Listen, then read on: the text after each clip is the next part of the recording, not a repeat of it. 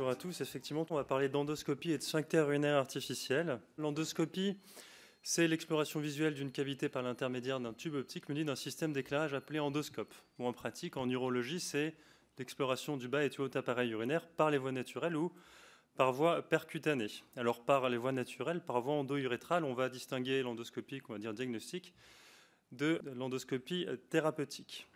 Alors l'endoscopie actuelle, c'est l'endoscopie qu'on pourrait dénommée l'endoscopie moderne, qui est le fruit de plusieurs évolutions tout au long du XXe siècle, avec l'apparition de la fibre optique, de la lumière froide et de la caméra miniaturisée. Sur cette endoscopie moderne, on a actuellement plus de 30 ans de recul.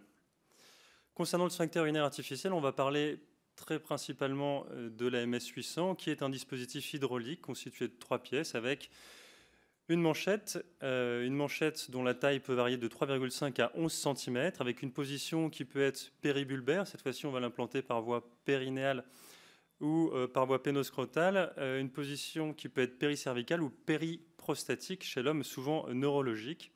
Cette manchette, on va l'implanter autour d'un urètre, autour d'un col vésical qui va être cathétérisé par une sonde vésicale Charrière 14. Il existe aussi dans ce dispositif hydraulique un ballon régulateur de pression avec 3 régimes de pression différents, avec un régime de pression le plus souvent utilisé qui est le 61-70 cm d'eau. Alors ce dispositif, on commence à avoir beaucoup de recul aussi dessus. Il a été développé, la MS-800, suite à plusieurs autres dispositifs en 1983 et il n'y a pas eu de modification substantielle depuis.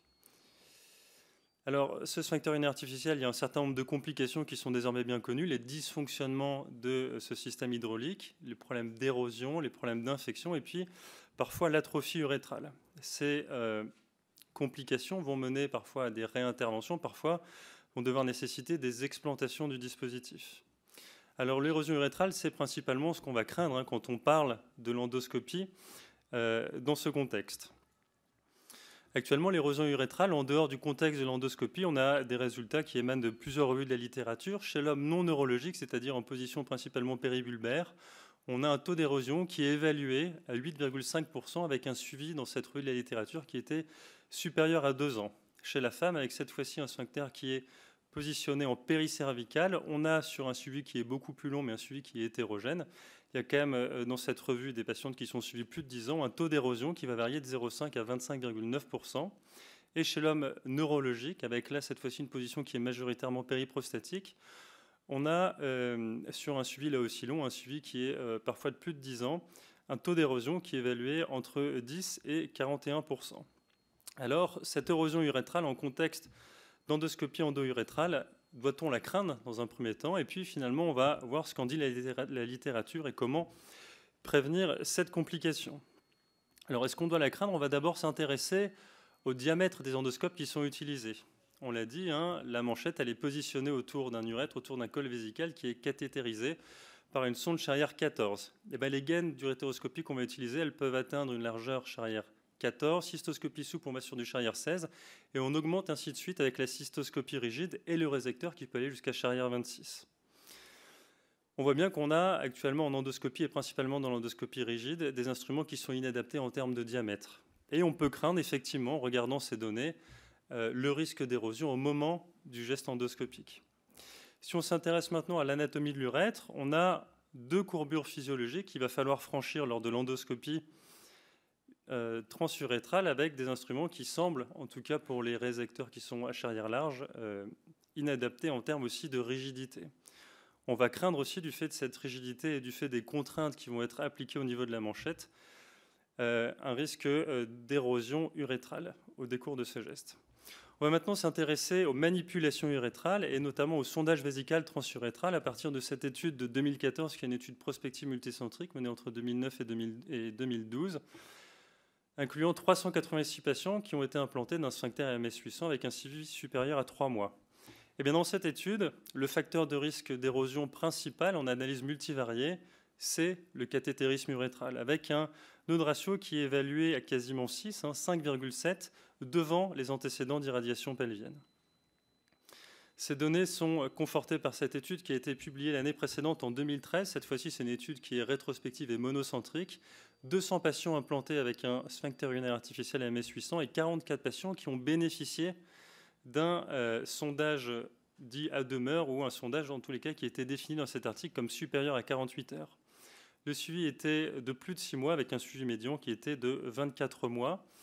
Eh bien, dans cette étude, 12% des patients ont présenté une érosion urétrale et dans la population qui avait eu un sondage de plus de 48 heures, 39% des patients avaient présenté une érosion urétrale. Ces données sont bien visualisées sur la courbe de survie présentée ici. Alors, est-ce qu'on doit craindre l'érosion urétrale dans un contexte d'endoscopie avec un sphincter urinaire artificiel en place? J'aurais envie de vous dire oui. Oui, puisque les manipulations urétrales avec des sondes qui sont de diamètre relativement restreint, on est souvent plus sur du Shire 14, du Shire 16 et qui restent des dispositifs souples, on a déjà un facteur de risque qui est le facteur de risque le plus important d'érosion urétrale. Alors, quid de l'endoscopie? Avec des contraintes qui sont plus importantes en regard de la manchette, notamment on l'a vu du fait des instruments qui sont plus larges et des instruments qui sont plus rigides. Alors si on regarde la littérature, puisque là pour l'instant je vous ai juste énoncé mes craintes, et quand on regarde la littérature, parmi 262 articles isolés initialement, il y en a seulement 57 qui vont discuter l'érosion urétrale, 19 qui vont parler de l'érosion urétrale et de ses facteurs de risque, seulement 5 qui parlent de l'érosion urétrale et du sondage vésical, et à la fin il ne nous reste plus qu'un seul article qui évoque l'endoscopie et l'érosion urétrale dans ce contexte de sphincter urinaire artificiel. Cet article, c'est celui-ci, 1995. On n'a rien depuis. Une étude rétrospective monocentrique. On a quand même 145 hommes qui ont été implantés avec un sphincter urinaire artificiel MS 800 en position péribulbaire et avec un suivi médian de 34,3 mois. Qu'est-ce qu'elle nous dit, cette étude? Elle nous dit que parmi tous ces patients, il y en a 9%, 13 patients qui ont présenté une érosion urétrale. Et parmi ces 13 patients, 11 patients ont pour cause de l'érosion urétrale retrouvée un geste d'endoscopie ou de sondage vésical. Et d'autres causes chez 2 patients sur 3. Alors en résumé, on va assez vite sur cette revue de la littérature, les données sont quasi inexistantes. Les données n'existent que dans une seule publication de 1995 et uniquement chez l'homme avec un sphincter qui est positionné en péribulbaire. Et on a par contre quelques données qui permettent une extrapolation partielle sur le sondage vésical transurétral. En résumé, l'endoscopie endourétrale est un facteur de risque potentiel d'érosion urétrale. On ne peut pas en dire plus pour l'instant du fait de niveaux de preuves faibles, voire quasi inexistants sur la question.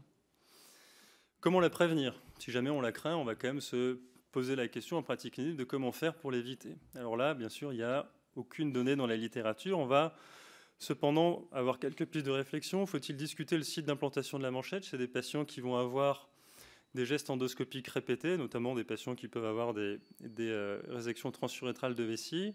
Est-ce qu'il ne faut pas rediscuter à chaque fois qu'on le peut l'indication de l'endoscopie? Est-ce qu'on ne peut pas discuter le matériel et les techniques d'endoscopie utilisées? Alors, les pistes de réflexion, elles peuvent aboutir à ce genre de protocole. Lors de l'implantation de la manchette, elle va bien sûr privilégier une localisation avec un tissu périurétral épais, si jamais on est chez un patient qui est à risque d'avoir des gestes endoscopiques répétés. Est-ce qu'il faut d'emblée une position transcaverneuse? Est-ce qu'il faut envisager un positionnement péricervical? Avant l'endoscopie, on l'a dit, peut-être qu'il va falloir rediscuter les traitements alternatifs à l'endoscopie. Et puis pendant l'endoscopie, ça on est tous d'accord, de manière systématique, il va falloir désactiver le dispositif de manière à avoir une manchette qui reste bien ouverte. Et puis probablement privilégier le plus possible des endoscopes avec un faible diamètre, des endoscopes souples, et puis limiter le plus possible les contraintes urétrales, peut-être en limitant la durée opératoire.